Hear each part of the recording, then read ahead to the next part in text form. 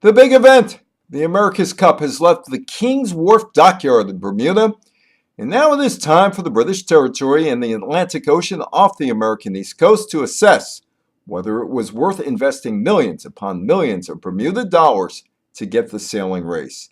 The economists who will be hired by the government will more than likely say this: the event was successful and could eventually bring back all of the money that was used to make this a proud time for Bermuda.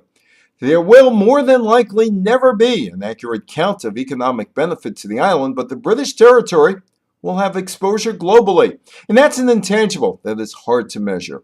Did local businesses benefit? Hard to say, although talking to people at some local businesses on Front Street, Hamilton's glitzy street, there seemed to be less business during the first 2 weeks of the event than normal May commerce. The same held true at the mall, not far from the racecourse. That mall's livelihood is dependent on cruise ships. It didn't appear the local restaurants were more crowded either.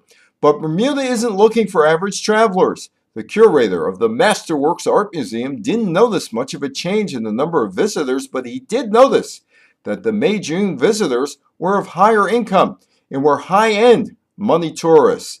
That is what Bermuda officials want. They are hoping that the big money people who competed in the sailing race, and those who attended the race watching from expensive yachts, and those who stayed at area hotels and paid $150 a ticket to see parts of the race will return and fill the high-end resorts that are being built. They also want another race, but New Zealand is in line for the next one.